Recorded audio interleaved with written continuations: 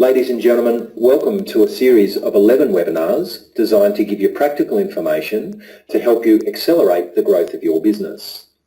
My name is Peter Jeffrey and I'm the Business Development Manager for the City of Greater Bendigo.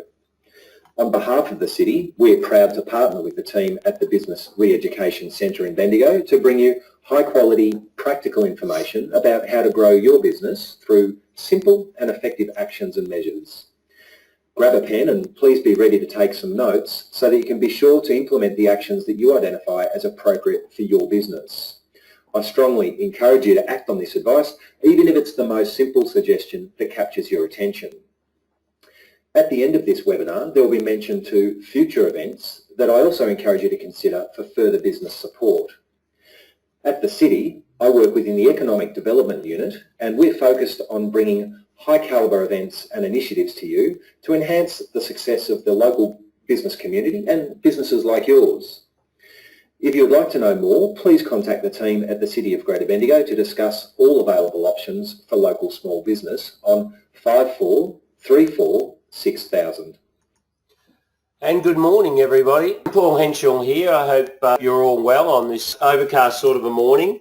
This morning I've got a bit of a special surprise, and that is that you won't be hearing from me this morning. You'll be hearing from somebody who's much better skilled at this whole area of if only everyone in the team did it like me. What's that mean?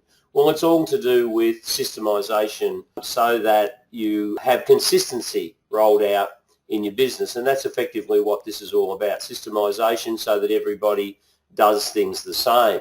I'd like to introduce you to David Stevenson.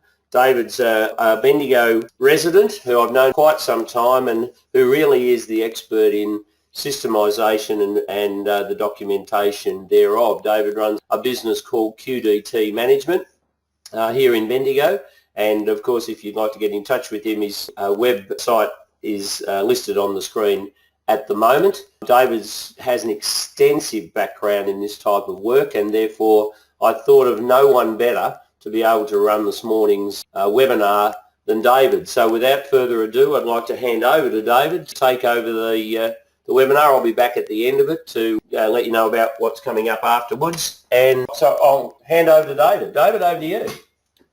Thanks, Paul. And it's good to be here. I'm looking forward to this webinar. Let's get started. First of all, what are we going to do in the webinar?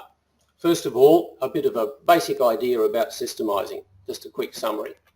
Then we're going to talk about procedure manuals. We want to get a good procedure manual. So we want one that's effective, one that's expandable, one that's economical, and of course we want a really good one too. And also we're going to talk about issue and task tracking, which is another aspect of systemising that's one of my favourite topics. Let's get an introduction to systemising, see what that actually means. Why do you systemise? Well, you want team members to do it your way, and that's what the top title of this webinar is. And you want to make sure your quality is consistent. If it's written down, then everybody's going to do the same thing. And you reduce your mistakes.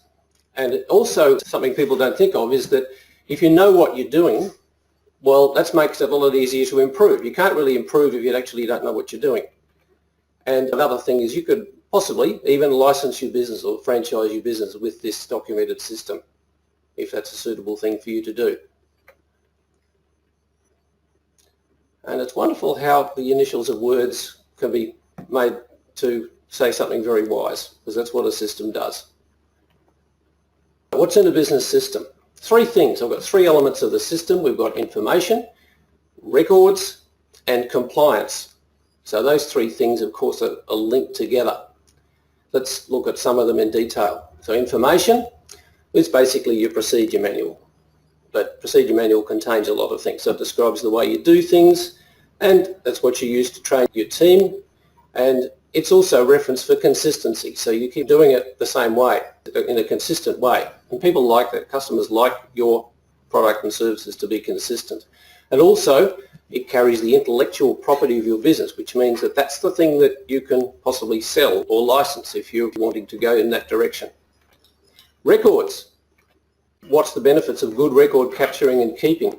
If you deliver high quality service because you know what you did before, and you can use that as a reference. Sometimes you're required by the law to keep records. If you've got a record of what happens, you can fix things that go wrong. And sometimes in a sad case of legal action, if you've got good records, that you're in a much better position. You can measure your performance with it, and also, once again, it's the basis for your business improvements, to actually know what you've already been doing. And compliance. It's already very well having records and having a procedure manual, but people need to actually be following it. So training is the first element of compliance. And then continuing development of your team. Also, then you can check things. You can check your product before it goes out. You can have a checklist for tasks. Some tasks are very complicated, and so if you've got a checklist, that'll help people do them right. And also then you can come back and check on your team and just have a bit of a look and inspect what they do to see if they are actually doing the right thing. That's the third important part of business systems. Another view of business systems is how you build them. And if you want to build a pyramid, you've got to start at the bottom. So rules, setting your rules. What are the rules of the game? Next, you work out what you're going to be doing, how you're going to do things, and then you need to develop tools and various instruments to actually carry that out. Let's look at that in detail. Let's look at our shed analogy. I love the shed analogy. It's my favourite way of describing a business. So you want to build a shed. So let's first of all look at your policy. We're starting at the bottom with the rules. The policy about your whole property and the way you live. You want it to be safe. You want it to be built well. You want it to be legal. You want it to fit with your colour scheme. And you want it to use your space. Now, anything you put on your property has got those rules. Now, let's look at the rules for the shed itself. You want it to be made of timber. You want it to be a certain size. You want it to have a certain type of roof. You want it to have a certain type of floor, and you want it to be in a certain location. So that's the rules for the shed. Let's now go on to building the shed. Building the shed's like a procedure, and there's various instructions, and we can think of the different tradespeople that have come in and build your shed, and each of those people has got their own instructions for their job in building the shed. Okay, let's look up to tools.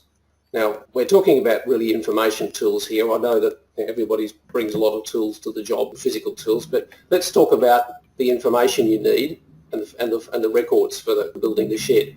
So you need some drawings, you need a planning permit form, you need a list of materials to get from the hardware shop, and you need a schedule, you know, when people are going to come on what day, and also you need, maybe you would have an agreement with the tradespersons.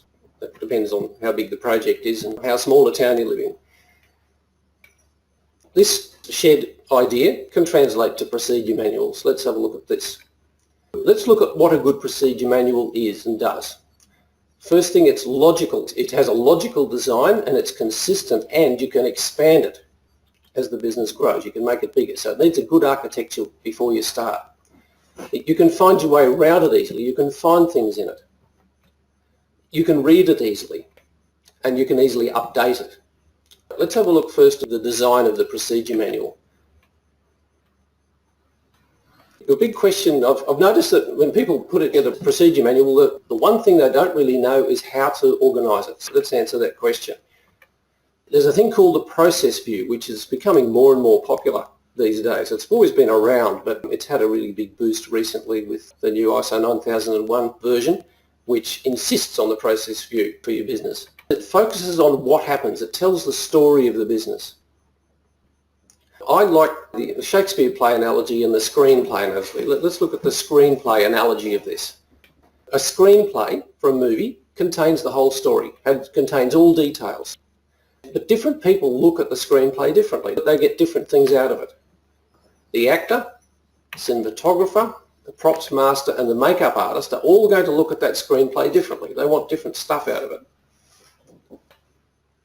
In the same way, there's the major scenes in your business. In that way, it's like the screenplay. Every business has got these 9 things. These 9 things you see on the screen here. Every business has those things, does those things. So let's look at sales, for example. It's a good simple start. With sales, if you look down inside sales, you see the 3 things that all businesses do with their sales. They sell stuff, they see how their sales are going, and they fix up problems and also chase up customers to try and sell them more things. And also here with our screenplay spectacles, the sales team is looking at this particular part. Let's look inside, evaluate and close the sale, selling stuff. I would like to introduce to you another diagram here which is called a swimming lane chart. And the sales team's having a good look at this one. In the swimming lane chart you've got the concept of roles and activities. That's just like in the movie, isn't it? The role has to say a speech or say some lines or do something. In the chart, each role has a swimming lane. And then the activities are shown in order of what those people have to do. And when there's a link there, it shows that they're communicating with each other. And also there's connections to other procedures, just as in a movie there's links to other scenes. Maybe the next scene, the previous scene, but also other continuity things that have to be linking as well to make sure that people have the same clothes on and that sort of thing. Let's have a look down inside this particular speech or activity, interviewing the client. In the overview area, we've got just a basic set of steps that the salesperson does. This is called the activity, which is still inside the procedure. And then if we actually look at one of these steps that they have to do, this is the instructions for interviewing a client. Let's look inside that. And now we've come down from the procedure level to a work instruction. This is the detailed steps for carrying out one particular task. Now there's also other things you need to support the sales. You might need some information. Now here's a price list. The salesperson will need a price list. So that's an information topic that's tied to this procedure. And you might need a form for collecting information. The salesperson needs to write down the client requirements. And also when you've got that information, you need to store it somewhere. You can store it in a database. Records can be paper lists and they can be in a spreadsheet. They could be in a database, but no matter what they are, they still hold that position of being records in the system. Here's an overview of what the topic hierarchy looks like. You've got policy or rules, which governs everything. Then inside you've got process, which is like the major scene in the play. It's the business area, and we just looked at the sales process. So inside there, then you've got a procedure. This is just showing one of them in this diagram. You've got the procedure, which is how the different people get together to create a sale. And each one of those things that they do is an activity. Now that procedure is supported underneath by all of the work instructions and information, and in turn by the forms and the spreadsheets, by the data that's flowing around. So let's look at an example of this from another area. Let's look at the financial management area. And an example procedure for the financial management is managing accounts receivable. That's the procedure. That's where the roles talk to each other. Now an example of a work instruction, the example we've got is to receive a credit card payment. An example of some information that somebody would need would be the credit card authorization numbers. An example of a form would be a credit card payment receipt form. Perhaps it's handwritten in this particular case. And then the database, in this case, where the data stored would be your accounts database. How are we going here with our pyramid? Let's have a look. So at the bottom of rules, we've got the overall company policies, the rules of the game, the rules of your life, in a way, as a business person. You've got specific business rules governing what you're going to do in a certain procedure. The method, you've got the work instructions and the procedures, how to do things, and tools. You've got your forms, your databases, the instruments for moving the data around, and you've also got reference material. So that's the structure of a procedure manual, how we think of the procedure manual. Now, how do you do it? Let's have a look at the practical steps that you would need to go through to create a procedure manual. And this is more about where you start, things like that. So basically, with your procedure manual, start with the one that is causing you the most trouble, the one that's causing the most errors, the one that's causing you the most expense, the one that you're annoyed about. Just start with that one and do that procedure first. Let's go back to evaluate and close sale, and let's take ourselves through the drawing the chart. I've done a simpler swimming lane chart here, just very, very simple one.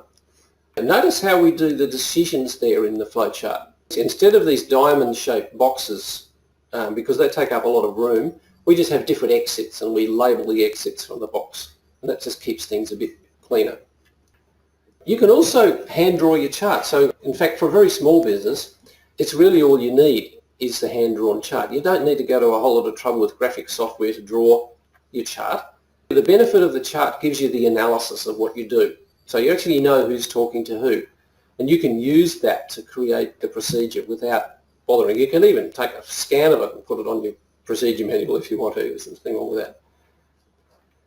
After you've got the basic chart, then you can put a bit of detail into what each person does. So here are your 3 steps, 3 activities, and you've got a little list of what each person's got to do there. Then you work out all of the extra support documents that people need. So detailed instructions about interviewing the client, how you actually close the sale, your terms of trade document that you can give to your client, your request for services, writing down what the client wants, and your quotation and so on. So there's a number of detailed documents you're going to need to prepare, and that's actually what people are going to mainly be interested in. You do the analysis. People very rarely go back to the procedure because they learn it very quickly, but they always want to get into these detailed documents. Being organised will allow people to access them simply and easily. Now we've got links to all these documents put into our basic instructions, and so that's the procedure is ready to go, and we've got our structure, and we can make sure that those documents are available, all those detailed instructions for people. If you're a really, really tiny micro-business, you're only just starting, you mightn't want to even have team members. Here's some tips for you. First of all, you write your work instructions for the important tasks, and also you can create whatever forms and checklists you need. But keep in mind what you've learned here today about when your business gets bigger, the bigger picture, what that looks like, the big framework that's going to sit in. So always think of that, but just write your work instructions because that's what you need. Documents to write, work instructions, sets of steps for doing things, forms for capturing information, and checklists. And also I should have put in there lists of information like price lists and things like that. Navigation is the next thing we want for our procedure manual for it to be good for navigation. People can find things easily. So people look for information in different ways. So it's quite important to sort of understand that and provide for those people in your procedure manual. So let's look for an example. Say we've got a recipe book and somebody says, we want to make gnocchi and pesto. Can you get the recipes for me? Here's the recipe book. So what do different people do? Let's have a look. First of all, we've got the navigator personality. He's going to go get that recipe book out, and he's going to go to the table of contents, and he's going to go to pasta, and then he'll find gnocchi there, and then he will go to the recipe. And then he will do the same thing for pesto. So there's your navigator personality. Next thing, you've got what I call the task focuser personality. He's going to go to the index of the book, or if it's a website, he's going to go to search.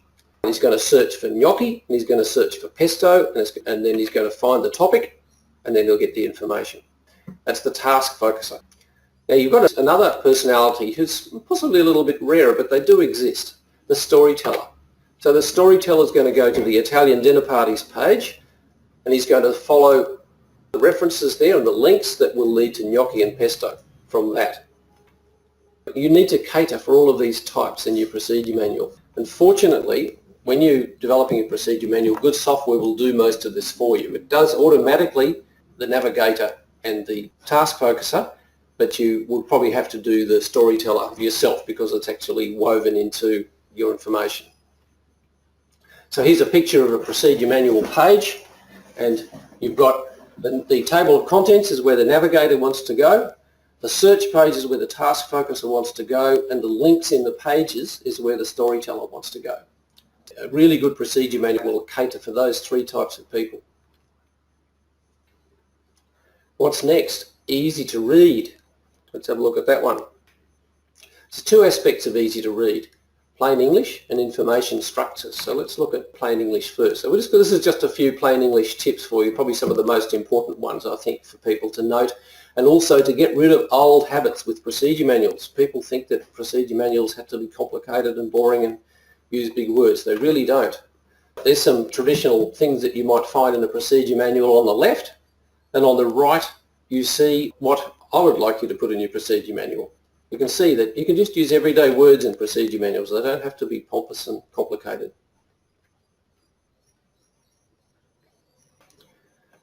Next one is probably a bit less known, but it's very annoying as well. People make verbs into nouns. For example, they say make application. Why would they say that? Why can't they just say apply? So use that when you're writing your manual. You don't have to use complicated language. Just use verbs. Next one, short sentences. Now this sentence uses pretty simple language, but it's a very long sentence, isn't it? If you split this up into a few shorter sentences, it would be better. Use short sentences when you're doing business writing. And paragraphs. One idea per paragraph is good if you're writing a document. That's what the idea of a paragraph is. It's meant to convey one idea. The other thing, tradition, we want to get away from an old stale tradition in a procedure manual, is to be addressing the reader directly, because it's a communication from you to the reader. Why not talk to them instead of talk to somebody else about what the reader's doing? Here's an example of an impersonal statement that does not address the reader. Refunds will be given to customers who consider they have not received satisfactory service. Why not say, if you are not satisfied with our service, we will refund your money? Does that sound better? Next one, and this is related to the we and you, use commands for instructions, not statements of rules. So here's a statement of a rule that you might see on a ferry boat or something. Passengers are not permitted. Doors may only be opened. It's a rule. Like, you can understand it, but it's not nearly as good as actually addressing the people you try to say. Passengers, please don't open the doors. Ask a crew member. It's much more immediate. So use commands, not rules, when you're communicating with people. Now, another thing is passive voice. So it's a little grammar lesson for you. In passive voice, the object comes before the action and the person that does it comes at the end. So the notice is posted by the manager. Now, if you want to understand who did what, you've got to turn that sentence round. And another bad thing about passive voice is that sometimes who does it isn't shown. And that's a sort of a way out of, people use it to escape from responsibilities. So it's a really not good in business passive voice for those two reasons. So let's move over to active voice. So instead of the form is complete, the notice is posted by the manager. You've got the manager post the notice. This person does that. It makes a lot more sense. It's a lot easier to read. You don't have to turn it around to understand it. So go for active voice in your communication. Using consistent language. What we're talking about with this use of plain language is that you really want people to read easily and quickly. If your procedure manual is readable, then you will pay your team members less time to read it, less money to read it. You want people to read easily and quickly. So another aspect of simple writing is to use the same word or word pattern for something. Don't change the name of things. Make sure you've used the same name for something all the way through. You're not creating literature. If you're doing creative writing, well, of course, you use different words for things, and that's part of the joy of creative writing. But in business writing, you be boring and use the same word all the time and the same word pattern all the time, because that makes things quicker for people to read. Shall. A shall is one of my least favourite words in business writing, because people give a rule or they give a command but they don't address the person. Sales assistant shall log. Shall is like a bit of a command. You're saying this is going to happen. But why not address the sales assistants and ask them to do it? Why not say log out whenever you're away from the register? Now the other thing is structuring your information. Let's have a look at that. Here's a riddle for you. In what way is information the opposite of food? So if you're in the classroom and here we had time, we could have some guesses here, but I'll go straight and give you the answer. To digest food, we break it down into components. To digest information, we build it up into chunks. Is that right? If you think about that. Let's have a look at an example. So here's the birthday party list for your son or daughter's birthday. It's a pretty detailed list. Can you remember all that stuff? Can you handle it? You have to really tick it all off. But what if we were to put it into groups like that? Then it makes a lot more sense, doesn't it? So this is called chunking of information. It's a key component of technical communication, to be chunking information so people can handle it. Let's look at some rules of chunking. You have about 7 items together. People can handle around about 7 items in a lump. And if you've got more than 7, then you need to actually group it. And then you can put in subheadings. That helps a lot. And then if you've got even more, if you've got a really big list, you've got more than 7 groups, well then you need to group the groups. But around 7 is about all people can cope with in a list. Another thing is to create heading levels. If you've got a big document, you can use heading level 1, 2 and 3, for example, and that shows the structure of your document. Now, another beauty in using Microsoft Word or a package like that, you may or may not know that if you put the heading 1, heading 2, heading 3 in there, it will automatically generate a table of contents for you. And so it's a very worthwhile thing to do. And there's an example there of heading 1, heading 2, heading 3 in a short document, and these ones look very different. They're different colours. Another thing is tables. Tables are great things. Look at that sentence. You'd have to read it carefully to make sure you knew what it was talking about. What about that? A table is always a great thing. If you've got lists of stuff like that, use tables. They're wonderful things. Another thing is bullets and numbers. People sometimes don't know when to use numbers and bullets. You use numbers when there is an order. For example, if there's steps or some sort of ranking, and you use bullets for other lists. So let's look at an example. Here's an example of a numbered list. This has got an order because it's the steps in doing some cooking, so it has numbers. Here is another list which doesn't have any particular order. It's just a list of things that somebody likes to do. If they prioritised it, their favourite thing, well then it would have a number, but this is just a list. So it has bullets. Let's have a look at procedure manual software. Our criteria for a good procedure manual, easy to update. Let's have a look at that. The best type of procedure manual, if you can manage it these days, if you're a very, very small business, maybe you're not quite ready for an intranet, you can probably just have a few documents sitting on the computer and that's fine. But as soon as you start growing your business and it starts to get a little bit more complicated, when your procedure manual started to get a bit thick, an intranet is really the best way to store your procedure manual. With an intranet, everything's in the one place. There's only one place where your team members can get information that's off the intranet. And that's wonderful. They don't have to search folders and go and find things and worry about whether the book's printed. If you update something, it's updated straight away. It's available to everybody, the new information. And so you only see the latest of everything in an intranet. Now, an intranet normally has three-way navigation. The search and the table of contents will be automatic in an intranet if you use good software.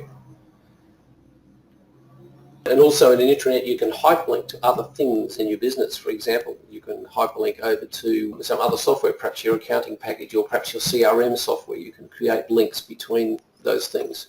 An intranet-based procedure manual is a terrific centre for the business. Let's look and see what are the criteria for a good software tool that you can use to create a procedure manual. First of all, easy publishing. Maybe you actually even edit the procedure manual online itself, or maybe you publish it, you edit it on your desktop software and then publish it. It's got to be easy to actually get out there online for people to read. Sometimes you do need to create paper, and that's a consideration too. If you need to get paper copies, you need to consider whether the software can actually do that as well. Sometimes people are out in trucks all day and they need paper copies of things. Easy document control. Are people going to be shown the latest version? And also, if your business is growing, the document approval becomes important. Is it easy to show that a new document or a new part of the procedure manual has been approved? Some software has got a system for sending emails around to get people to approve documents for a bigger organisation. And also, can you link to other business tools? Can you easily bring things into it that you want? If you've got, is it versatile? Will it accommodate other things to be put into it that you might want to include? So here's some examples of intranet-based procedure manuals. First of all, this is a tool called TKO, which is created in Bendigo, and this is just a little snapshot of going back to our procedure manual, the different document types and what that actually looks like in the software that you are editing the manual. You can see that everything's together in one place, so you can just click one of those topics and you can edit it. It's a great place to store your procedure manual. So a good procedure manual software will do that. It'll have it all under one roof and it's easy to manage that way. So here's another new piece of software called Policy Guides, which is a cloud-based system. It's also a Bendigo product. It uses WordPress. If you've ever written a blog and used that software, use the same software to manage your procedure manual. And this is the home page of my business template. You can see there, and starting at the second row, there you've got the 9 business areas that we saw before in the yellow boxes. plus a couple of useful other links at the top. You can see on the left you've got your table of contents. There's also a search mechanism which is not shown in that picture. Here now we've got a typical page from a procedure manual from one of my clients, and it just shows the table of contents on the left, and this is actually just a launch pad for the finance area. So it's a launch pad that's a launch pad to other launch pads. You can go from here to all of the different procedures that you need for finance. And you can see at the top there's a search box, and we've got hyperlinks in the body of the topic as well. Here's another example of search results. Well, I've just done a simple search for the word form, and it has come up with all of the topics. It's just like a Google search. This is a new search engine that we've discovered that works beautifully and is very, very intelligent. Let's look at another one. So here's another example when I said before that it's good if your procedure manual can be adaptable and you can put things into it that you want in there. So here's an example of a procedure manual that has got on one page, it's got a training presentation embedded in it. That training could be a training video or a training presentation. So it's just an ordinary page in the procedure manual, but it contains a training course in it. I'm a great believer in procedure manuals being training manuals. Your procedure manual is your training manual. Another thing that you can embed in a page is a web form. So this web form here, it's quite simple. The software to make these web forms costs about $70, and you can embed the web forms. It goes beautifully on your phone. This one looks exactly the same on my phone. And so it's very simple software, and you can use that to include in your procedure manual, and you can actually get people doing things online. They can complete the form online and press a button. At the simplest level, it'll send an email, but it can also update a database if you're getting a little bit more sophisticated. So there's just a few snapshots of different procedure manual systems. Some of the software that we use, you've seen some illustrations of TKO and policy guides. There's also some other software called Confluence, which is very, very nice to use. And also, if you've got SharePoint, it's possible to write your procedure manual using the SharePoint wiki. The wiki isn't quite as good as these other packages that I mentioned above, but it's pretty good for a procedure manual. It does the job, and then you've got all the benefits of SharePoint to connect to. I don't have too much information here about the different bits of software, but you can go to my website and have a look there. And also you can contact me. I offer a free consultation to anybody who asks for one. And if you go to my website there and sign up there, there's a web form, that web form that you saw before. You can complete that and just to tell me a bit about yourself, and then we can have a meeting and have a chat about your procedure manual and about your business system. So you're welcome to do that. We talked about procedure manuals. The other aspect of your systemised business is part of your record keeping, which is issue and task tracking. Now, this is one of my favourite things, issue and task tracking, because it can encompass so many things in your business that have been very tedious. If you decided you like the software I'm going to show you, this free software, you're going to eliminate files and folders and complications and spreadsheets and so many things. You won't eliminate everything, but you'll eliminate a lot of tedious record keeping where you've got to burrow down and find things in your system. So let's have a look at it. Let's define a special definition of an issue. For our purposes now, an issue is a request for action to carry out a task or solve a problem. Right? That's an issue. If you don't record your issues, what can go wrong? People can forget things. People forget problems even worse, because then they come up again. People can repeat mistakes because there's no system for fixing mistakes and making sure they don't happen again. And then the customers get unhappy. And then if there's any trouble, you've got no records to show of it as evidence for knowing what you do so you can make it better, or even in disputes. So recording issues is a very important thing to do.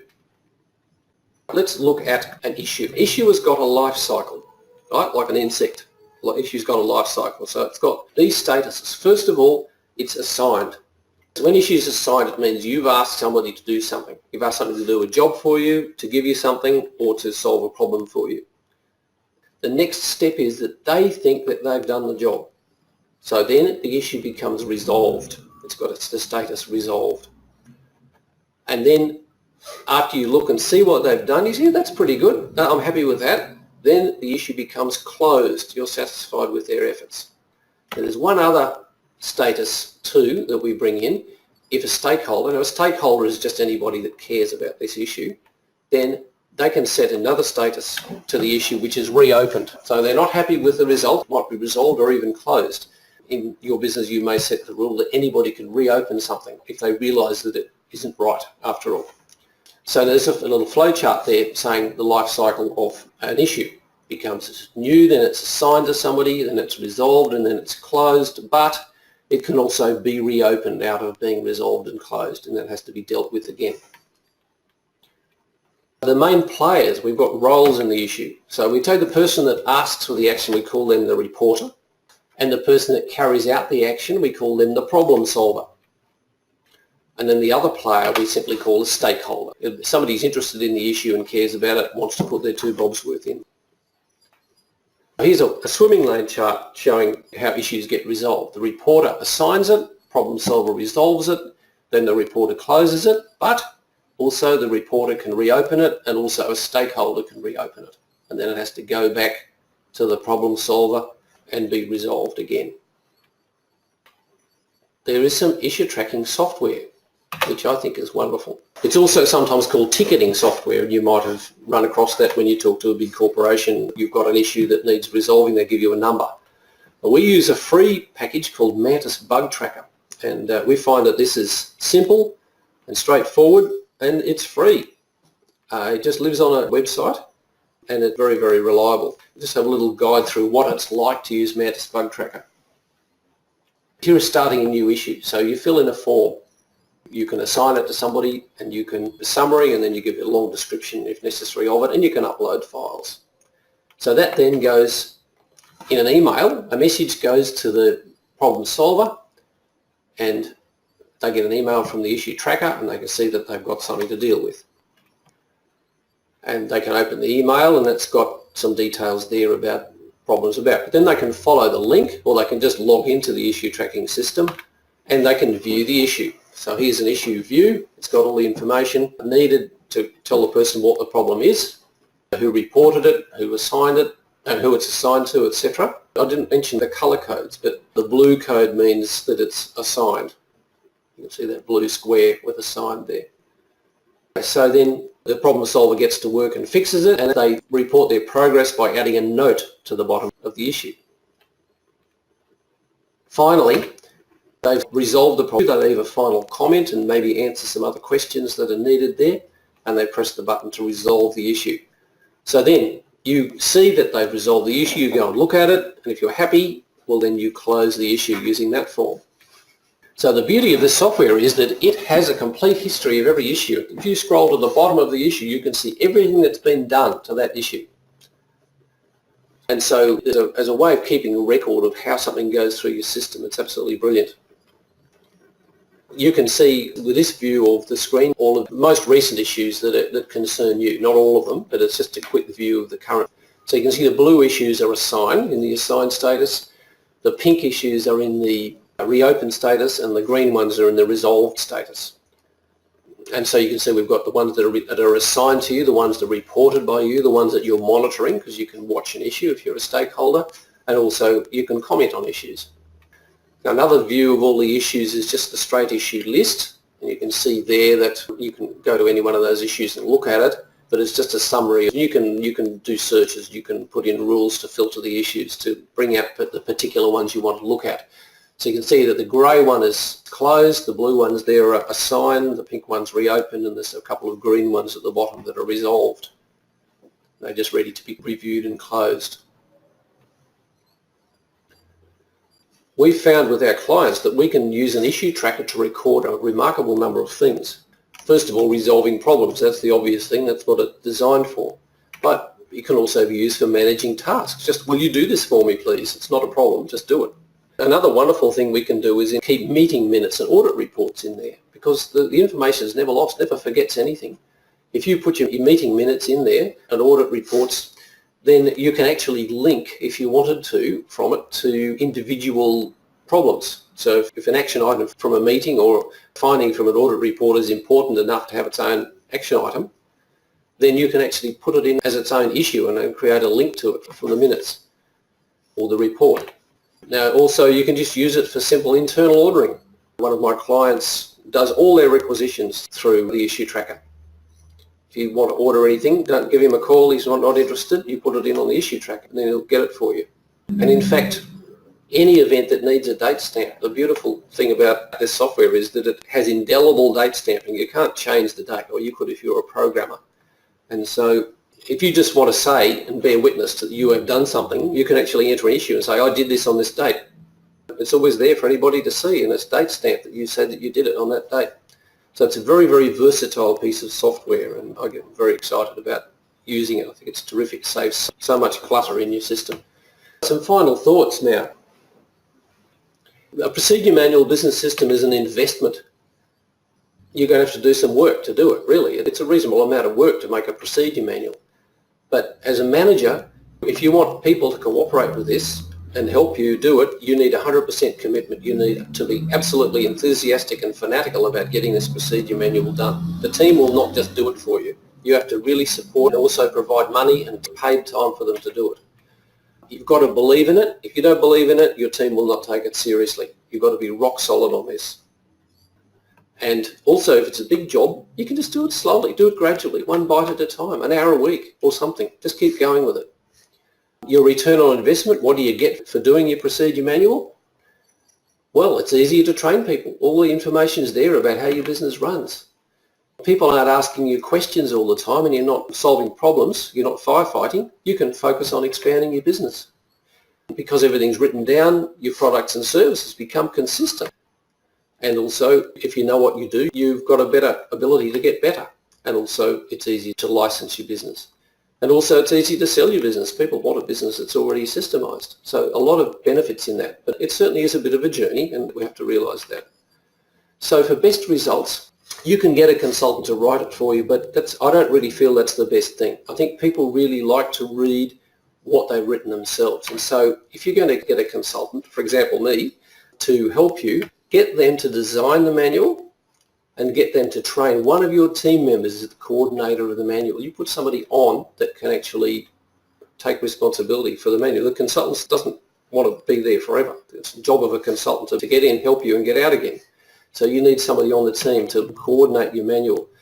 And then the consultant can also guide your team and help your team do as much as possible, but then also step in and write things that might be difficult for you.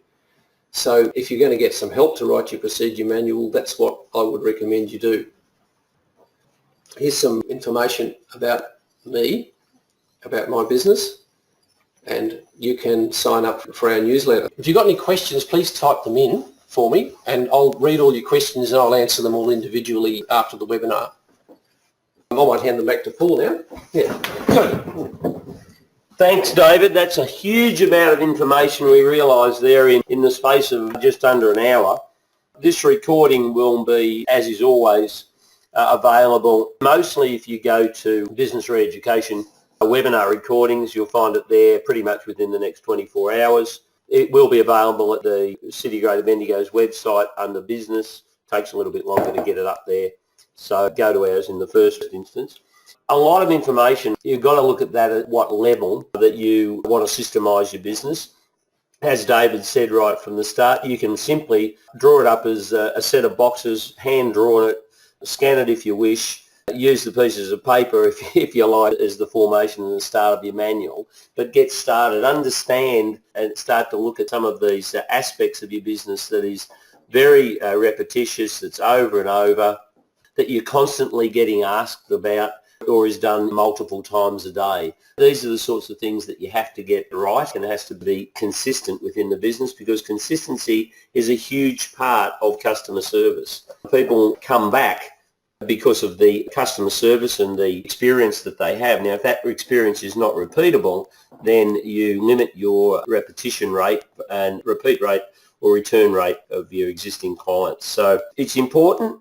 It is possible to reproduce yourself, and I guess that's the message of today. It's very possible to reproduce yourself within the business, but you need to be serious about deciding to do that so that you can either work your way out of the business or, more importantly, work your way into a different role in the business, which is very much working on it rather than in it. And that's probably where we'll leave today. As I say, the replays. A quick one on our next webinar. Our next webinar is on Wednesday, the 9th of December. The topic is, can a one-page business plan really work? I'm going to take you through how to develop a one-page business plan that will guide your business for a 90-day period. So that's Wednesday, the 9th of December. Look forward to talking to you then. That's at midday, from midday till 1 on the 9th. And on that note, we shall say goodbye. And as I say, as David said, if you have any questions at all from today's webinar, you can do it directly through David, or you can send me an email at paulhenshaw@actioncoach.com, and I will forward those on to David with great pleasure. I hope you enjoyed today. I hope you got a lot out of it. There's a lot in it, so I'm sure you've got a lot out of it, and look forward to being able to present our next one in a month's time. Bye for now.